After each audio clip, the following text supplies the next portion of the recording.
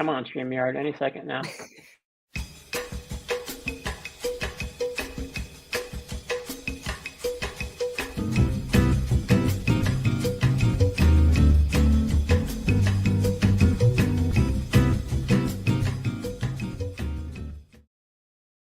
Cha-cha-cha. It kind of has that bossa nova vibe. It really does. Welcome, everybody, to Self-Publishing Insiders. I'm Jim Azevedo. I lead corporate communications and marketing here at Draft Digital. And today it is my privilege to welcome to the show Tawdra Kandle. Tawdra, welcome. Thank you. I'm so glad to be here.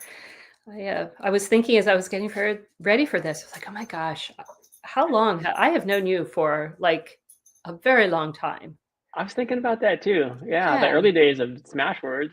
Oh, yeah. I think I met you in person at the first time, and I could be wrong about this, but there was a science fiction something in Orlando. Would have been like 2014 or 2013, I think. Smashwords. That sounds about the time when we first met, around that time. Yeah. So, yeah, well, it's great to be here.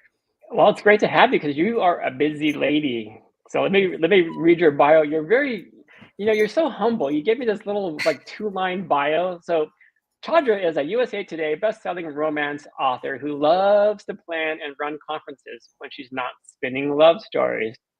So humble. What she doesn't tell you here is that you've written over 140 stories. Is that right? Yep. How many of those have you published? They're all published. Yeah, under my name, under a pen name. Actually, we're bringing back one of my series, which had been removed from my pen name and moved to a super secret experimental pen name. So we're bringing that back this year. So then the whole catalog will be back under my name, or I have 2 non-secret pen names. Tawdra Kandle is my paranormal, and Tessa Kent my erotic. So and contemporary under Tawdra. So, but like I said, those aren't so mysterious. I know we're so mysterious. We like to keep some things under wraps, but yeah. But I'm happy to I'm bringing my football books back, and those books are some of my favorites. So I'm very excited about that. Yeah. Okay. Yeah. And I'm also going to tease you because you say in your bio that you like to plan events and conferences, when you have free time from your writing. But these just aren't any conferences. We're talking like world-class events here that you've been doing for years and years and years. So I don't know. I think that you're the perfect person to bring onto the show to talk about not just conferences, because we've kind of talked about conferences in the past on this show before, but more specifically with you, Tawdra, I want to talk about reader events and how authors can make the most of reader events and why they should consider doing a reader event in the first place. But before we kind of get into the meat of the topic, I assume that there are different types of reader events. Can we start there? Sure. What are different types of reader events? Okay. Well, actually, post pandemic, there's been like an explosion of different kind of reader events, which is pretty cool because we started out back in the day. I think I said in the Ning column that and I'm not just sitting here like wriggling. I have a friend on my lap. This is my grand dog, who decided that she just had to be up here. It's going to increase viewership and likes. So yeah, Yeah, that's Winnie. I heard that's Winnie. A YouTube trick. Yes, that's Miss Winnie. So yeah, back in the day, author events were a different animal. Back in 2013, I think was my very first one. And I was among the few indie authors at that particular event. But it was very cool that they were beginning to include, independently published authors. But there was that still, an RWA event? It was not. It was something that at that time was called Old City New Blood, but is now called Coastal Magic. And it's one of the longest running events. It started out in Savannah in 2013, and then now it's in Daytona. It was in Orlando for 1 year because of post-hurricane damage to the hotel and what have you. But yeah, and it's really become a very prestigious event, and I love it. And I was very sad that my conference planning job pushed me out of attending that for the last 2 years. So, because I had been Mhm. a featured author there from 2013 all the way through 2022. Yeah. Yeah. Wow. No, 2023. 2023. That's right. Because it was 2024 and 2025 that I've not been able to attend. But really, they do panels, they do the signing is a big thing. They do a lot of author and reader meet and greets, and that event is one of my favorites because they are so intentional about giving authors the opportunity to get to know readers ahead of the event. So, Mhm. reading challenge, which is run by Delorianne Morris, and she helps she encourages the readers there to read all of the authors who are going to be um, at the event, and that's very Wow. helpful because then you have readers who come up to you and like, oh yeah, I read this book, I read that book, or whatever. Mhm. They take it very seriously, so um, Okay. that's a great thing. Uh, but more recently, I've been doing a lot of we in Central Florida, where I live, have a lot of independent bookstores, and they have begun very carefully cultivating um, readership by hosting book clubs and featuring Mhm. authors and so on. And some of the events that they're doing in conjunction with other small businesses like breweries or Mhm. coffee houses or whatever, I have never seen anything like the turnout they have. It is Oh, wow. incredible. Yeah. Yeah. Wow. Yeah. It's been great. So Ok it's okay. a fairly low investment for a lot of, potential return. Really cool. Now, going back to 2013, can you remember and can you relate how it might feel for, like, a first-time author going into their very first readers event? Can you relate to some of that Oh yeah. apprehension?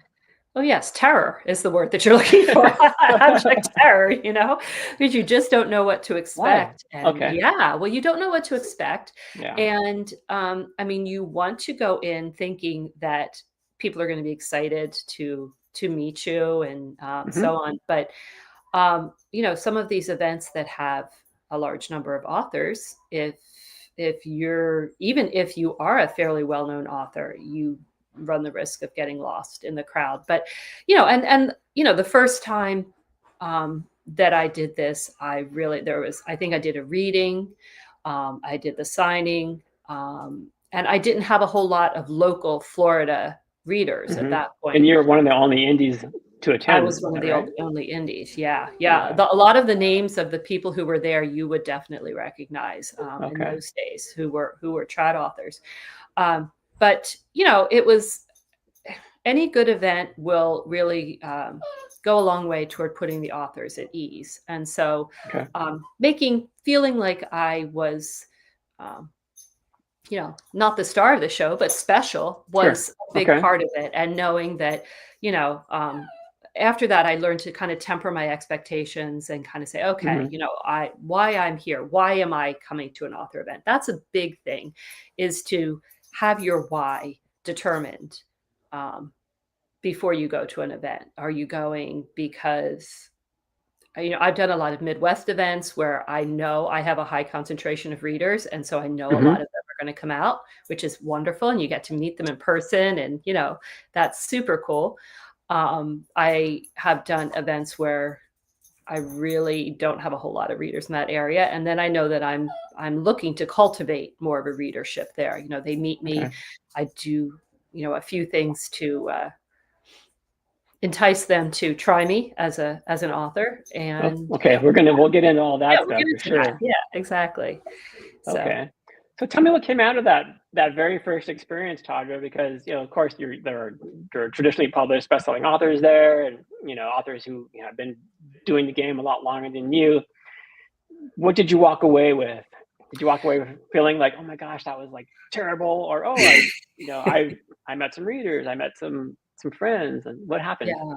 Well, I was lucky enough to have, a group of friends, of author friends, and they decided that they would all come, and I was the only signing author of Oh, all of us who were there, but they all came anyway just to be part of it.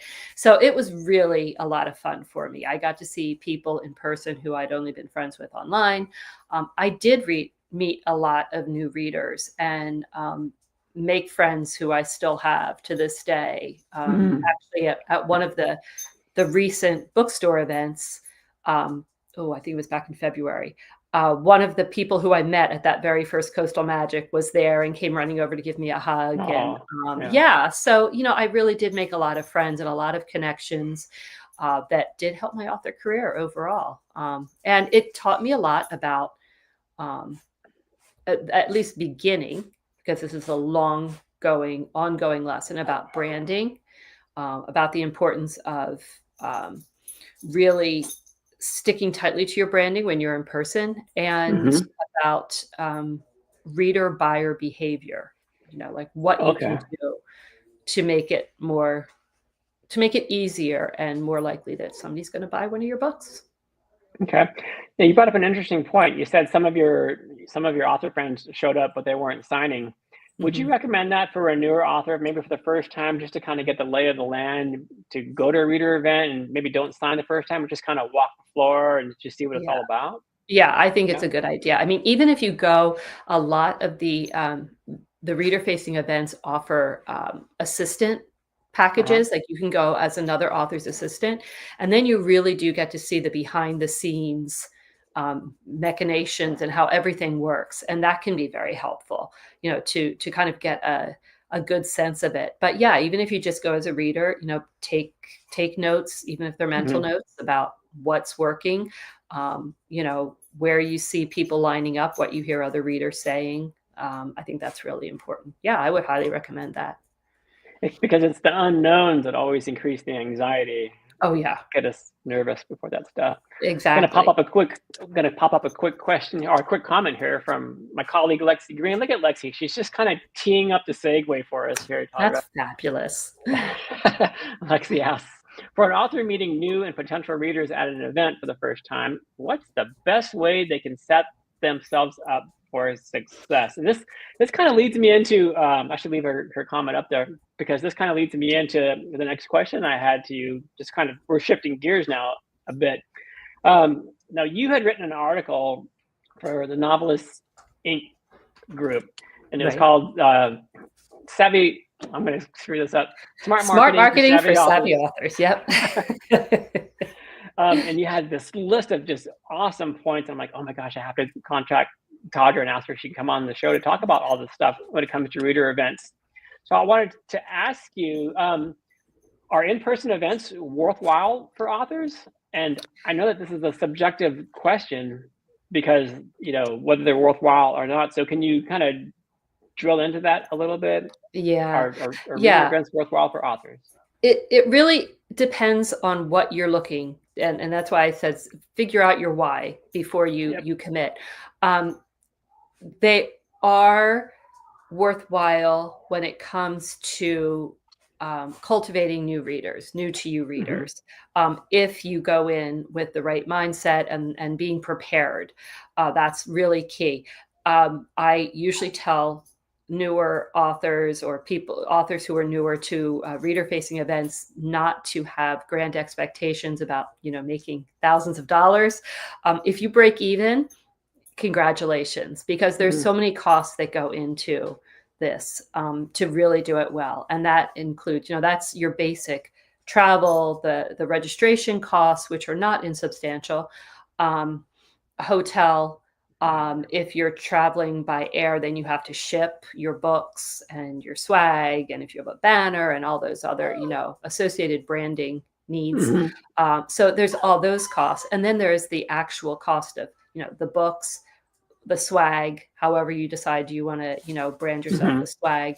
Um, so at the end of the day, you would really have to sell a lot of books in order to break even there. But if you look at it as the potential to make an impression on new to you readers, people who are readers because they're there, right? Most of them have either, if they haven't paid to come, they've at least made the effort to be in that room of a signing, or to be at a weekend long Hmm. event, in the case of some of the others. Um, you already, the first step is already done. It's not like Facebook ads where you're you're casting a wide net over people who may or may not be readers. You know that you have readers in this room. It's just a matter of introducing them to you and to your branding and to your writing and to just your personality in such a way that they remember you, that you give them, I'm going to say, props by which to remember you in the case of Mhm. swag, and that they begin to fall in love with your books and you know, really. And I've had Yeah. that opportunity and I've had that happen, and I know that there are certain events I've gone to that my readership has increased so exponentially that even if I couldn't put a dollar tag on it, I Hmm. know that it's been worthwhile. You Yeah. walk out of there feeling like, okay, that was time Oh, and money well exactly. spent. Oh, Actually, we exactly. should talk about that because it's not just about the financial costs, it's also Yeah. the time it takes, because it's not just the time of you being at the reader event itself, it's the time that you're going to need to prepare for these events. Right. And you mentioned in the article that if you go like you want to go all in, but there's this fine line of going all in and going way too far past the line of all Right. in, because it starts to take away from your writing time. Right. Yeah. Yeah, and it is. And you have to be really selective about the events you attend, and Mhm. because you do want to give it your all for every event. But if you are attending 10 events a year, I don't know how you have time to write or to do any other kind of marketing in between there. So I just say be very careful, be very selective about what you are attending, and make sure that you have the time and that you don't begin to, it can become addictive. I'm not going to lie. It can be, it's great. We are, It's got to feel good when it goes well. right. Yeah. And we are Yeah. such a solitary profession in so many ways that being out and Mhm. actually talking to people who say, "Oh yeah, I read your book and I really loved it," Yeah. and what's coming next, and wants to talk to you about your characters, that's seductive stuff right there. So Heck yeah. yeah, but it is a matter of, and some people are energized by it. You know, our mutual friend Violet Howe, like she is just, that is where she lives, in that space Yeah. of being with people, and really, that's her thing, that she really excels at it, and I am so proud of what she's done with that whole space. Um, Yeah. it can be wearing though, if you're not, if you are more of an introverted person, or if you just are not used to, giving it your giving it your all every weekend. So yeah. Yeah. I mean, their conferences are so welcoming to newer authors. I find. And I always want to take like just a teaspoon. If I could just have a teaspoon of the other person's charisma out there, I enjoy it. But then at the end of the day, I'm like, all right, I need to, I need to No, refresh myself and just kind of chill out at my hotel room for a little bit. I know. And Maybe put on some a of these, cartoon or something. yeah, some of these events are, they're great about scheduling things. And as you know, I used to co-run a reader facing event, Indie Book Fest in Orlando for years. And That's what it was. That's where we met, I think. was it? Okay. Well, yeah, No? that's possible. Okay. I don't want to. Yeah, I don't know. Well, don't let me sidetrack It the may have been. conversation. What you were No, saying. that's okay. But after a couple of years, we very intentionally um, made the bigger party the night before the signing, because after the signing, I myself, even if I wasn't running it, even if I was just attending, to get me out of the hotel room again after the signing took a lot of energy. My kids used to travel with me and they'd be like, "Okay, mom, you just have to go out one more time," Yeah. because it had just taken a lot out of me. So we used to do things like a PJ party or something very low key after the signing, which, you know, gave people like me a chance to just kind of, you know, veg a little bit, because it can be tiring. But But you bring up a really good point. That kind of that pre-event, like before the main event, because I have found in my experience that when I first started going to conferences and getting on stages and doing presentations and stuff, it was terrifying at first. But I very quickly found that if I got there early, and went to the pre-event, whether it was a dinner or a networking or a cocktail thing. And even if I'm kind of walking, I'm like, oh my gosh, just meeting the other people and realizing that they're just people just like me. They're nervous too. They don't know what to expect tomorrow. All of that stuff. It just completely grounds you. And then you're like, you go into the next day, like, okay, I can handle this. I can do this. And you can. Yeah, it is. And if there's any opportunity to meet readers ahead of time, whether that's a cocktail party, a dinner, or whatever, I think that's really worth it. And that kind of leads into something else, is that for these weekend long reader events, something like Coastal Magic or any of the ones that are around. I think there's I see one today that was Sassy, and then there's Charm City. So there's quite a few. But they usually begin about a year ahead of time. Sorry, she's trying to pray. Yes, we like the doggy sounds around here. Yeah, there we go. But they will start with Facebook groups, and the readers are in there, and they are so excited, and it gives you an opportunity to really introduce yourself and to be active in that group and get to know more of the readers who you're going to see in person. And I have seen what a difference that makes when they can remember you from that group. Oh yeah, I remember you were the one who talked about a TV show or another book or something like that. That really is very helpful. And a lot of the groups will allow you to promote your pre-orders or your releases in that year, or any sales that you have. And, again, you've got a built-in audience of readers right there. So I always say getting involved in the group is really important. Okay. So, yeah. I want to bring up a quick question or quick comment from one of our viewers here before, again, I get into the next section. This is from Beth. Hi, Beth. Beth says, I'm hoping Tawdra will be able to talk about virtual reader events. And this is also kind of a segue into what I wanted to ask you next, Tawdra. But did you want to comment on that real quick?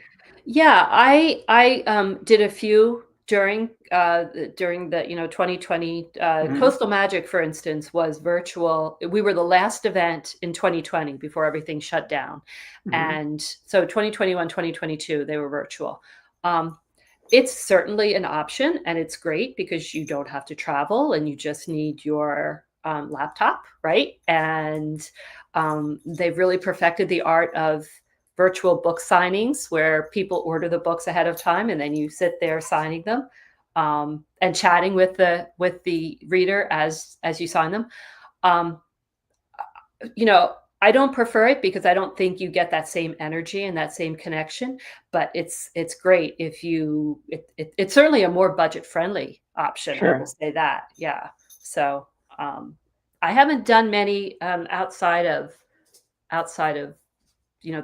those few years. So I'm taking your answer as hey, if you can't get out there in person, then absolutely, positively. Absolutely. Look for virtual events. And I mean, I would say, right. And make sure that they're well planned, though, because a virtual event should have almost as much care and planning, if not more, go into it than an in-person event, because you can't just slap up a Zoom and hope it will go all right. You can? Why not?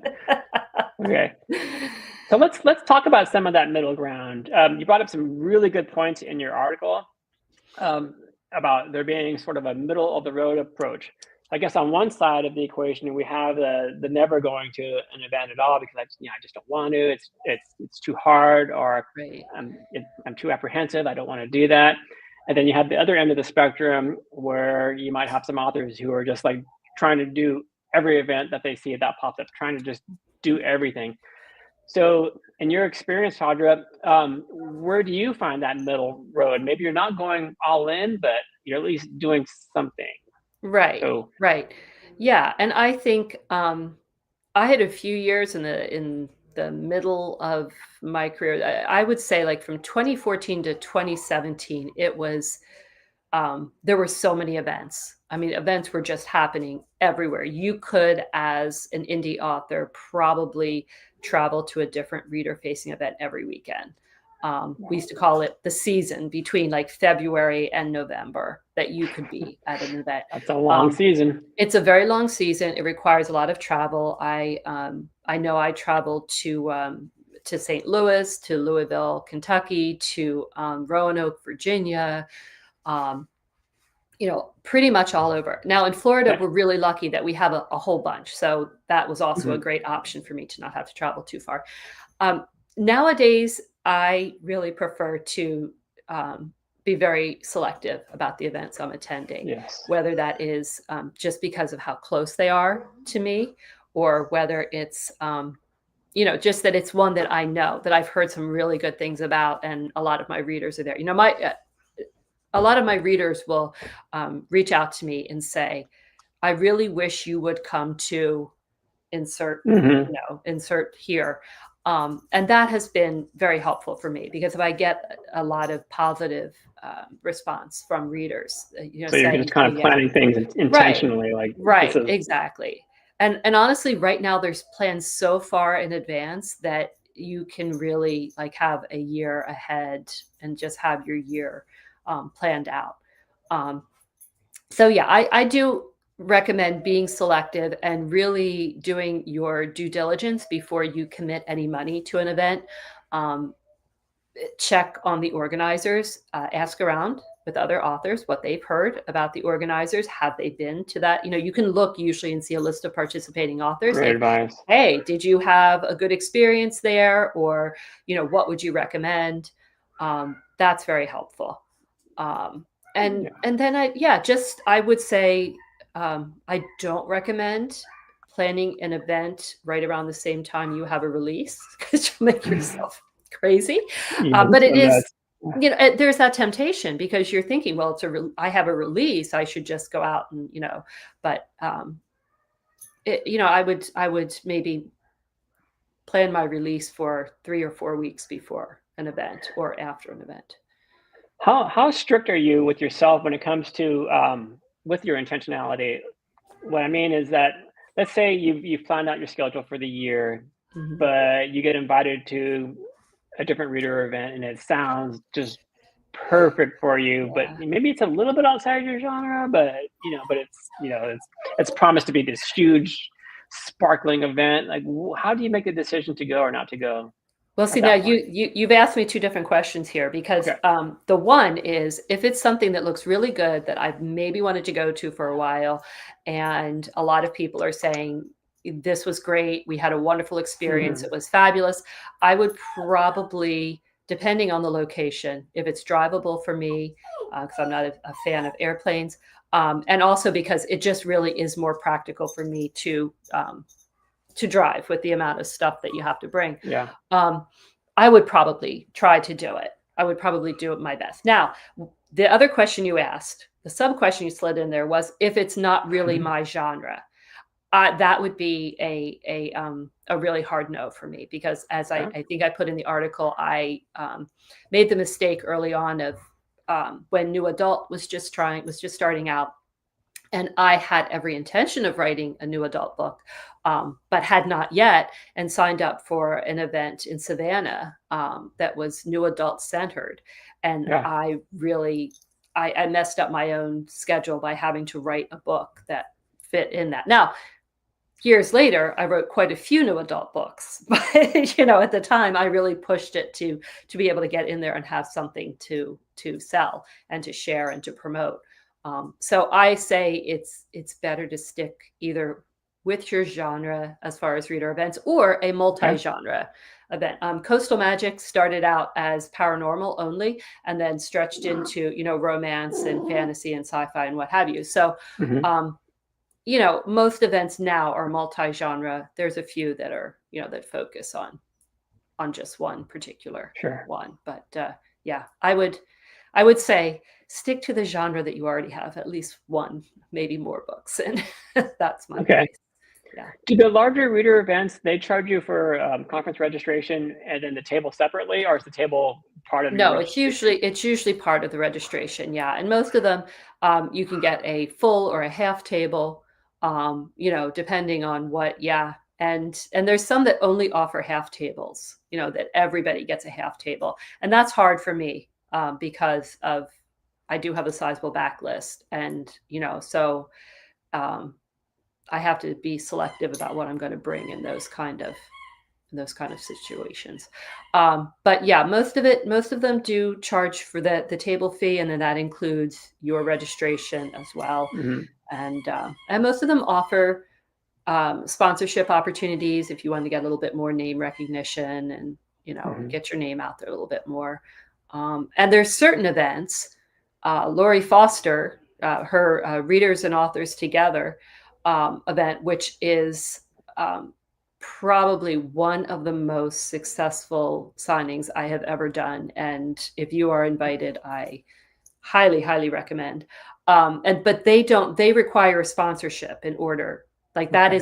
that's their entrance fee, is that you have to sponsor something, whether it's a meal or a room or something. You have to do something. You have to sponsor something to go. But it's very well worth it. Okay. Now you brought up something almost in passing that I want to make sure that our viewers can understand, um, because some of the reader events are invite only, but there are Mhm. others that are open to all authors. Right. Right. Okay. Yeah. And most these days would qualify as invite only.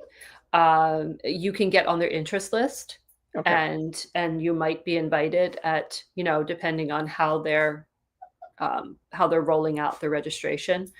The thing about reader facing events is they really are a partnership, because the people who plan them can do a lot, to their job is to set up the framework and to kind of create the background, but the Mhm. authors have to do their part to bring the readers. And Sure. so if when I was running a reader facing event, that was a big thing. If you had authors who you knew you could count on to bring in readers, you were going to want them there, and then you would fill in with some newer authors. So Gotcha. yeah, Okay. so it's As a good. newer author, if I'm going to my first event, would you recommend that I share a table with another Yes. author or Yeah. an author Oh, friend? yeah. Yeah. Yeah, I think it first of all, it's a better if the cost is different, Mhm. um, then it's a lower investment, and it gives you more money to spend on your branding and your swag and your books and everything else. And Okay. it really means that you don't have to do as much in order to make it worthwhile to break even. But yeah, and it's always nice too.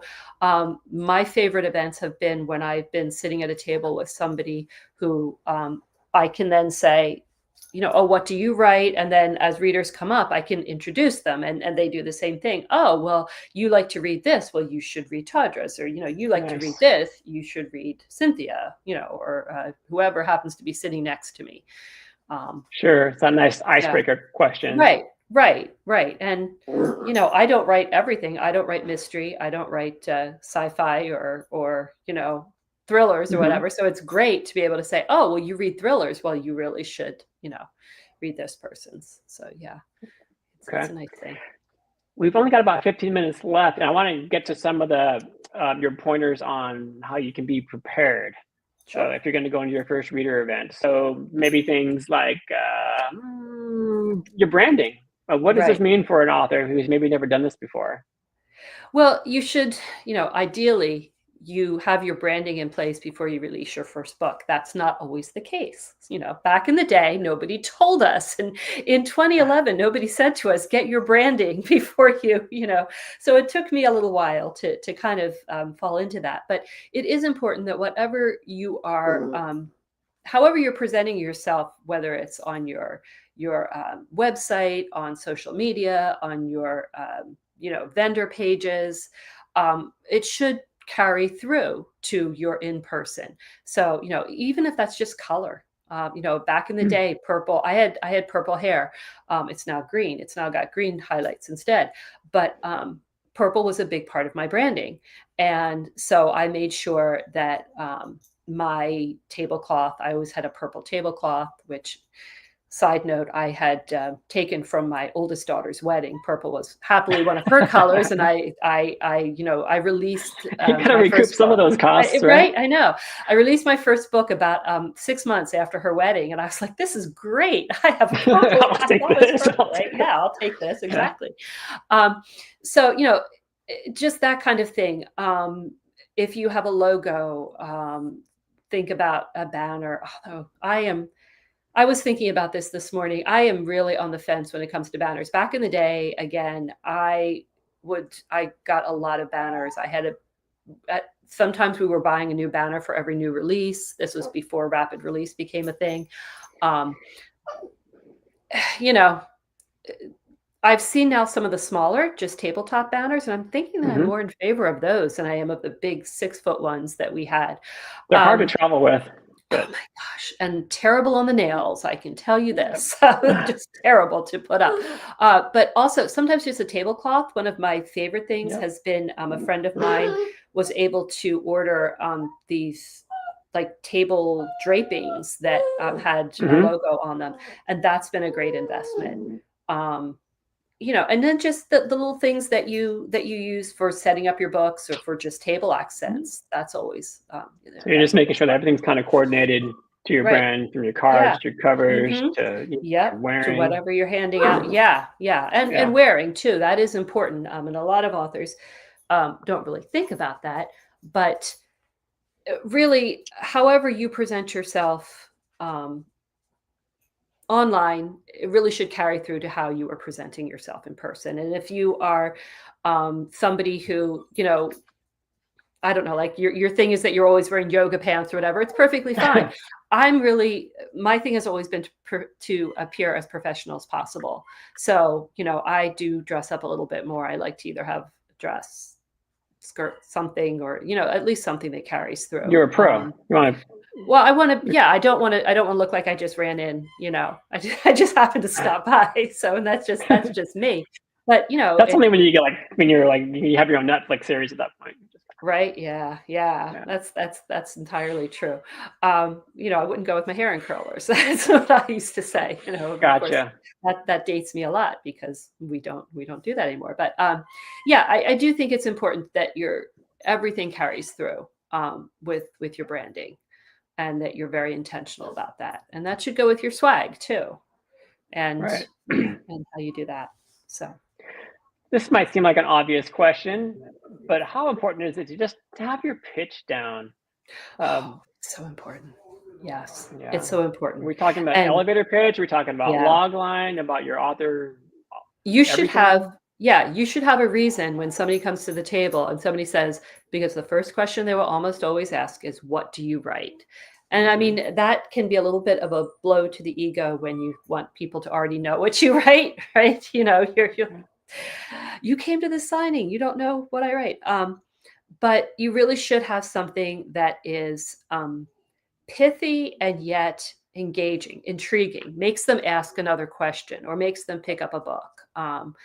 I was at a signing recently, with a woman who I think I was trying to remember what her line was, but it really did. I noticed that she was using it over and over again. And it was like, it was the office romance on steroids because she had written a series that was all set in one office and all the different people, um, you know, uh, had their different romances.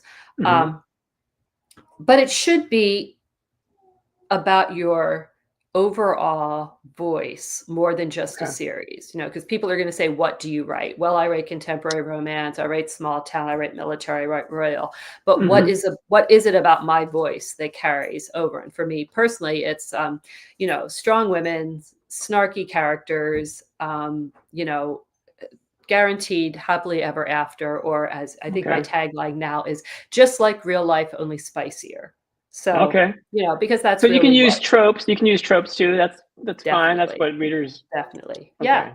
Yeah, yeah, definitely. But you probably don't wanna throw too many at them. Yeah. Um, Yeah. Okay. yeah, because the last thing you want to do is confuse or overwhelm readers, and um, that can come with not only what you say, but, like, how many books you have on your table, which is is really tough. One of the number one questions I'm asked by authors who are going to their very first event is, how many books should I bring? And I that's was gonna really ask you hard. that Yeah. next. Yeah. Right. Yeah. And that's really hard because if it's an event you have never been to, if it's an event where you're expecting to meet a lot of new to you readers, then you really should have the greatest quantity should be the first book in whatever series you want to push.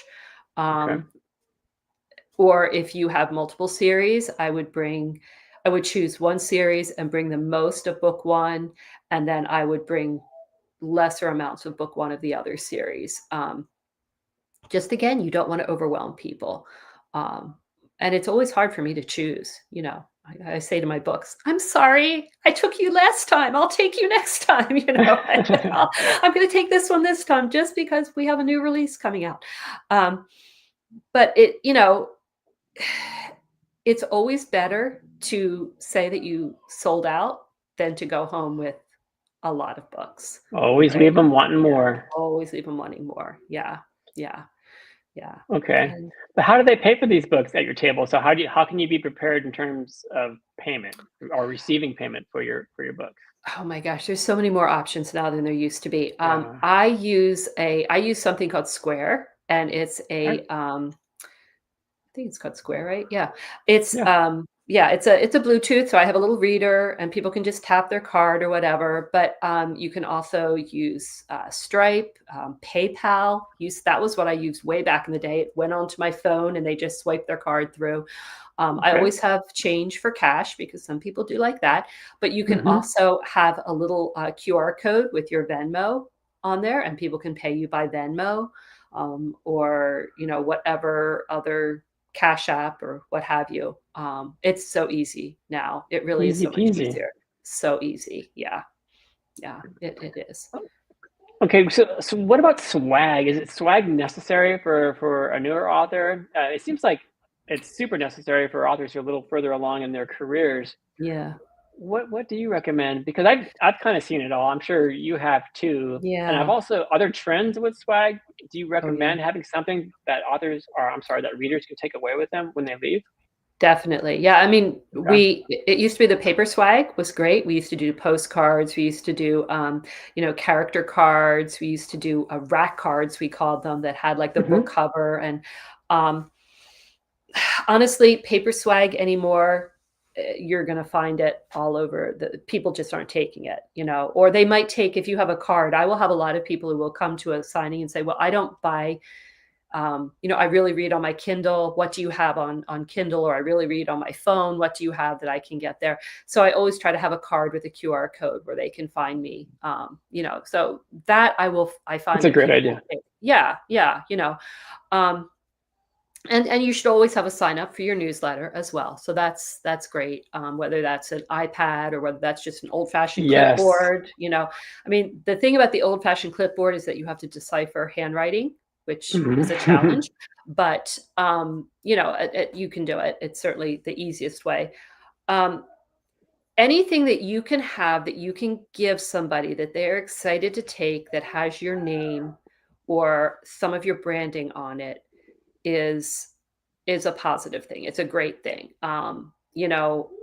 I have a friend who is just, her swag is always like, it's always the swag that I keep, whether it was like a sewing kit, or she had a little makeup mirror thing, or a little Mhm. nail, something that people want to keep, that they'll stick in their purse. And every time they pull it out, they see your name on it. Uh, my kids still have, from when I drag them around to book signings when they were younger, they still have shot glasses that they'll talk about the author who they And remember giving them the what shot. kid shouldn't have a shot glass? Yeah. Right, right, yeah. Yeah. So, we talk about these, and we still have cups that we use. It doesn't have to be super expensive. You can go to there's a lot of different options right now. Um, Okay. One of my favorite that I did back in, I think it was 2015, was I was releasing a series of beach books, beach romances, Mhm.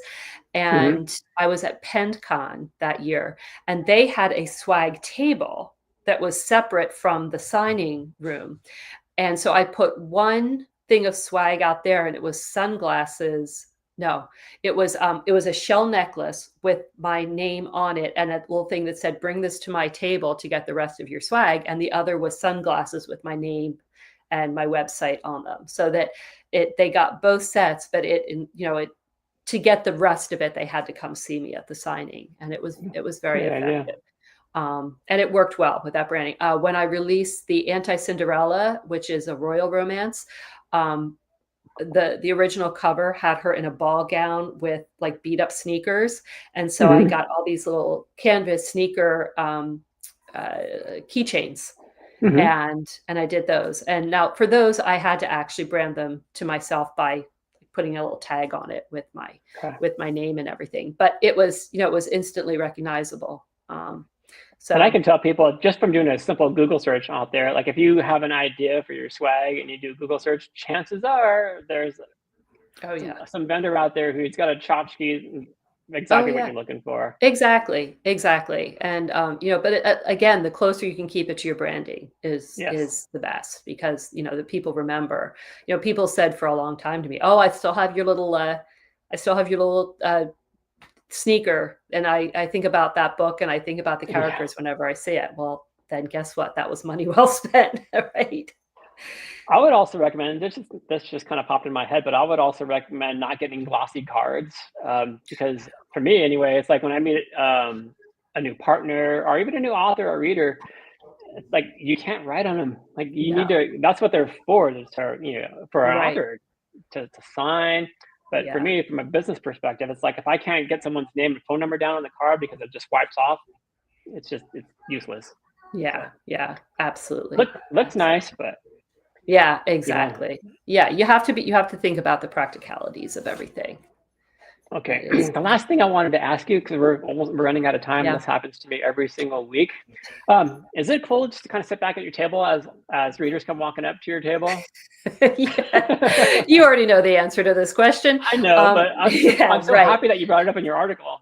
Yeah, no, I mean, really, at the end of a perfect signing, your legs should be exhausted because you should be up, and it's not easy. And I do understand this, that trying to engage people as they pass your table and you feel like you're hawking goods or whatever, but it really is important to be standing up and looking engaged. Even if nobody has come to your table for half an hour, you still have to look as though you're just as excited. And I'll say things like, "Oh, I really love your t-shirt," or that, "Are you reading that book?" Or something to bring them in. I mean, I'm not yelling across the room, but just something to draw them over. And then you have your question. What do you read? What's your favorite trope?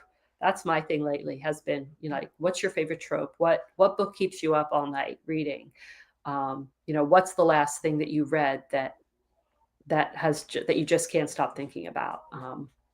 Those are great questions, because at the end of the day, we're readers too.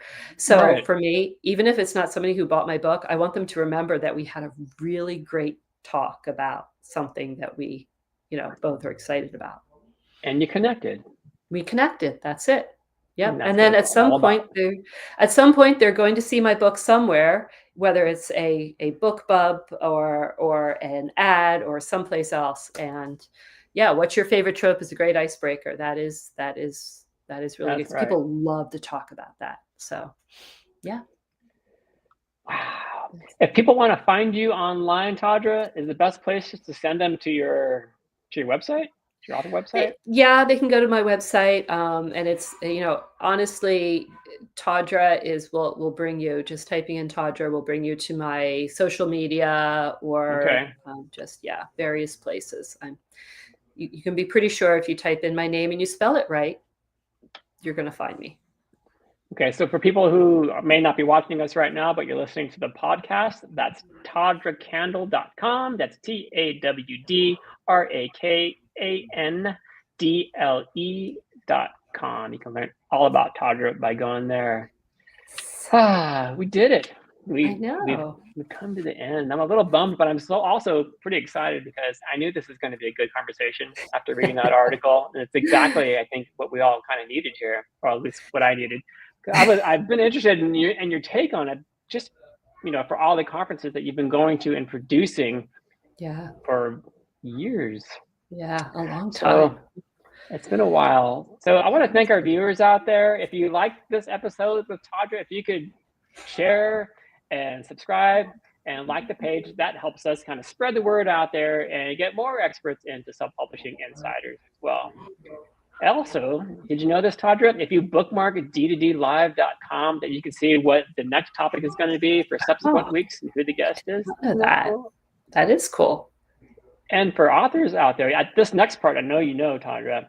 I So do. for authors out there who are getting into independent publishing and possibly self-publishing for the first time, you can sign up for a free account at Drafted Digital simply by going to draft2digital.com. So we're coming to a close here, and I want to thank our viewers once again for spending time with us today, week in and week out, and some of the newer people out there who are joining us maybe for the first time. Thank you for spending your time with us. We have a new 30-second spot that I want to kind of tee up here, because for those of you who may be new to print on demand and may not be sure like what it is or how to publish a print on demand book through Drafted Digital, we are dedicating a full day of webinars coming up really quickly on Saturday, April 19th. We're going to have about 6 or 7 hours worth of sessions to kind of walk you through the process, to tell you what it is, what print on demand is all about. We'll take you from being a beginner to an expert by the end of the day. And here's a little commercial spot to tell you all about it. And Tawdra, I'll see you backstage. To everyone else, we'll see you next week. Thanks, everybody. There's nothing quite like the feeling of holding your own book in your hands. Draft Digital has always been about creating free tools to help remove the barriers between your writing dreams and having a book published. That's why we're thrilled to offer an entire day of free online webinars to help you understand everything you need to know about getting your book into print. Whether you're just starting or you've been around the block a few times, our Print Books for Indie Authors Day likely has something for you.